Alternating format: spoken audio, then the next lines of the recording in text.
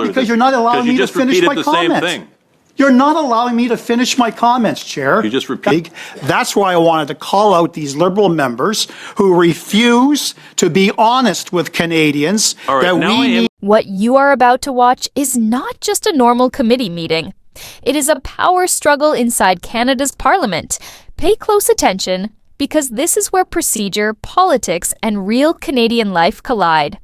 You will see a Conservative MP trying to speak and a chair continually interrupting him. You will hear accusations of blocking important studies, of silencing debate, and of burying real issues under procedure.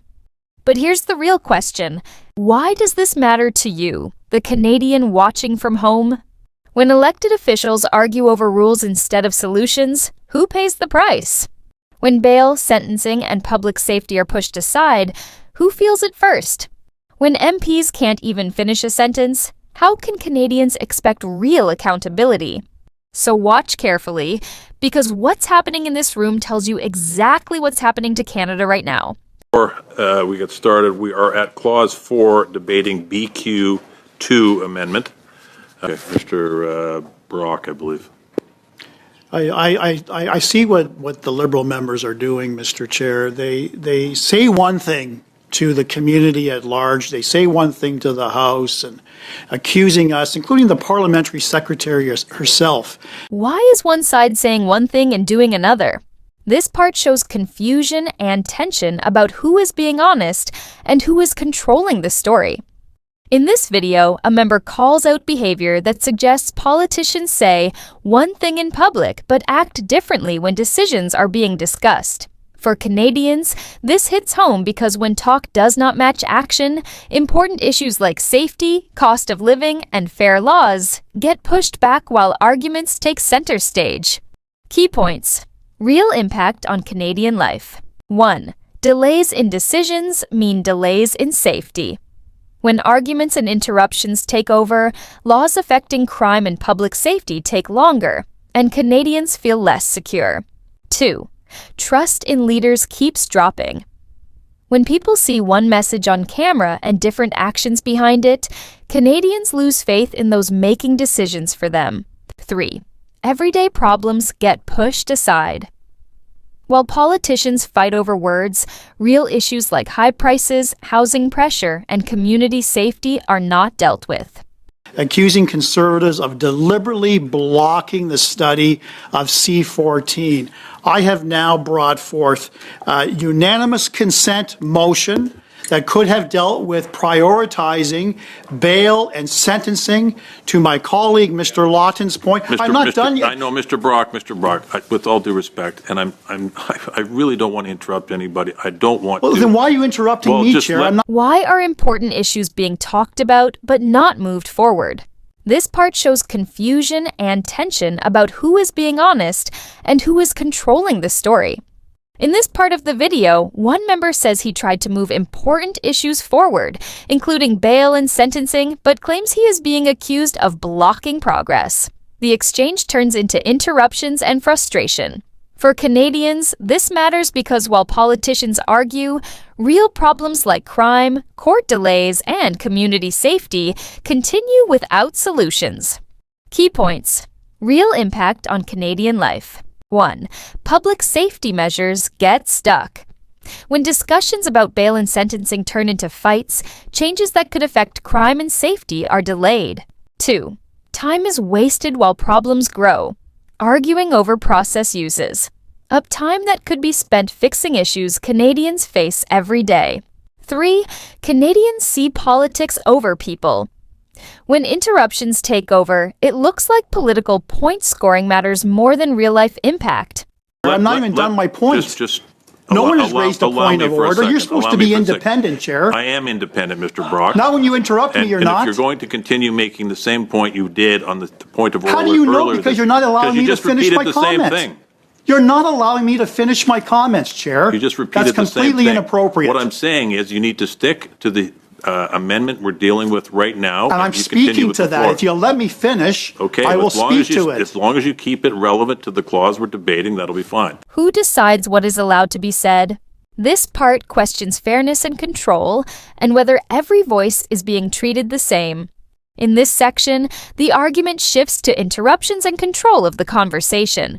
One member says he is not being allowed to finish his point and questions whether the process is really fair. For Canadians, this is important because when some voices are cut short, the concerns of the people they represent may never fully be heard. Key points. Real impact on Canadian life. 1. Unequal voices mean unequal representation. When some people are stopped from speaking, the Canadians they represent lose their chance to be heard. 2. Important details get missed. Gismamis, cutting off discussion can leave out facts that matter for laws and policies that affect daily life. 3. Confidence in fairness drops. When rules feel uneven, Canadians start to doubt whether decisions are being made fairly. Thank you, Mr. Brock. Continue.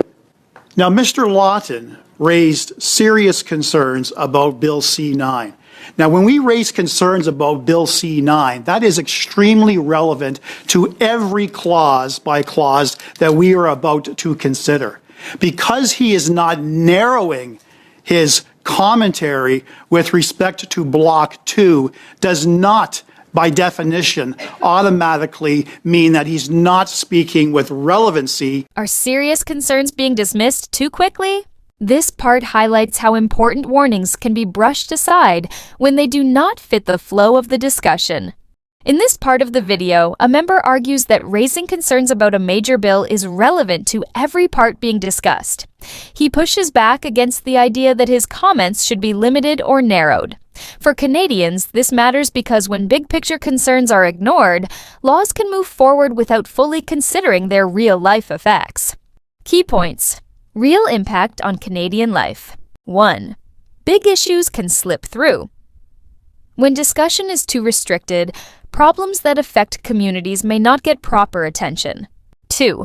Laws may miss real-world consequences. Without full debate, changes can be passed that do not match what Canadians actually experience. 3. Canadians expect full discussion. People want to know that all concerns are heard before decisions that affect their lives are made.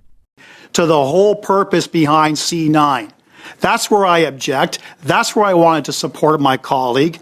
That's why I wanted to call out these Liberal members who refuse to be honest with Canadians that we need to deal. And I'm going to make this point whether it's a Liberal or Conservative or a Bloc member. If people are going to start calling each other names and using words like lying, this meeting is going to be really long, and I'm not going to put up with this. Well, Mr. Brock, I'll sit all night, Chair. And we might be. Is calling out the truth being shut down? This part shows the tension between speaking openly and being warned about how far words can go. In this part, one member says he wants to call out others for not being honest with Canadians about a major bill. The response is a strong warning to stop using words like lying. For Canadians, this matters because they expect straight answers, not careful words that avoid accountability. Key points. Real impact on Canadian life. 1. Honest questions can be silenced. When strong language is shut down, tough questions that matter to Canadians may never get asked. 2. Accountability feels weaker. If politicians cannot directly challenge each other, Canadians may feel the truth is being softened. 3. Frustration builds among Canadians. People watch these exchanges and feel that real talk is being replaced by rules and warnings. Give me the resources, I'll sit all night. I know better than that, and my colleagues on my right know better than that. Please, I'm just asking for a level of civility here. Do not use words like lying, ascribing sort of motive to people when they haven't been. It's out of line. So, Mr. Brock, you have the floor, but I'm pleading with you. Well, and I hope, sir, Chair, I will follow the same rules regardless of who is talking. Sure, Why does politeness stop real discussion? This part highlights how calls for civility can sometimes prevent important points from being fully discussed. In this part of the video, the speaker asks for civility, warning against using words like lying, but also allows the member to continue speaking. For Canadians, this shows a delicate balance. While respectful conversation is important, it can also limit how directly politicians address issues that affect daily life, like laws, safety, and accountability. Key points. Real impact on Canadian life. 1. Important concerns may be softened. When people are warned to be polite, critical questions about policies can be diluted. 2. Canadians may not hear the full truth. The need for civility can lead to careful words instead of straight answers that impact daily life. 3. Balance between respect and accountability. Canadians expect politicians to be respectful, but also direct enough to address issues like safety, costs, and fairness. And I take your comments at heart, and I hope that when you hear your colleagues, particularly the parliamentary secretary in the House, using that type of language, that you will pull her aside and you will call her out. Okay? Except Now, we're not in the House. I can only control the process at the committee. Right. So Who holds others accountable for their words? This part shows a member urging that speakers be called out when using language that can mislead Canadians. In this part, the member says that when colleagues use strong or misleading language, someone should step in to address it. For Canadians, this is crucial because how politicians speak directly impacts trust. When no one checks inappropriate or misleading statements, people at home may be left confused or misinformed about laws and policies that affect their lives. Key points. Real impact on Canadian life. 1. Canadians rely on accurate information. Misleading or strong words without clarification can create confusion about important decisions. 2. Trust in leadership is affected. When no one holds speakers accountable, Canadians may doubt the honesty of politicians. 3. Impact on public understanding. Clear and responsible speech helps Canadians understand how laws and policies will affect their daily life. let's And move I on. wanted to continue, sir, because I had some grave concerns, and that's why I challenged your decision, because I don't know what authority in the Green Book that you are relying upon to rule that my motion that I just indicated that I wanted to deal with, which was a dilatory motion, was not appropriate to be dealt with here and now. Why are some motions challenged and delayed? This part shows a member questioning the authority used to block a motion, raising concerns about transparency and fairness. In this part, the member says he does not understand why his motion, which he wanted to deal with, is being ruled out. He questions the rules and authority used. For Canadians, this is important because when motions or ideas that could affect policy are blocked without clear explanation, people may feel decisions are made behind closed doors, affecting laws, public services, and community safety. Key points. Real impact on Canadian life. 1. Lack of transparency hurts trust. When decisions on motions are not clear, Canadians wonder if policies are being made fairly. 2. Important issues get delayed. Peer. Blocking motions can push back discussions that could improve laws or public services. 3. People feel left out of decisions. When rules are unclear, Canadians may feel their interests are not represented. You made that ruling saying the motion, the block motion takes priority over my motion, and I wanted to ask you, perhaps in consultation with the clerks, what particular authority you are relying upon. Okay, the issue's been dealt with, Mr. Brock. If that's the end of your submission, we can move on to Mr. Baber. Who gets to decide which motions matter most? This part highlights how one motion takes priority over another, leaving question about fairness and representation. In this part, the member questions why his motion is being ruled, secondary to another motion asking about the authority behind this decision.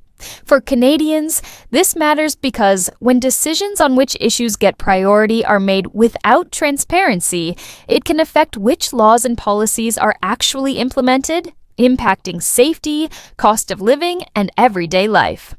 Key points. Real impact on Canadian life. 1. Some issues may be ignored. When one motion takes priority, other important matters that affect Canadians can be delayed or overlooked. 2. Canadians may see unfair decision-making, lack of clear rules on priority leaves, people questioning if policies are made fairly. 3. Real-life impacts are delayed. Policies that could affect community safety, courts, and public services may take longer to be addressed. That's the reality of what's happening. Important issues are being delayed, voices are interrupted, and decisions affecting Canadians' lives are stuck in arguments. If you want to stay informed and know what is really going on, subscribe to my channel now and never miss an update on how politics impacts you every day.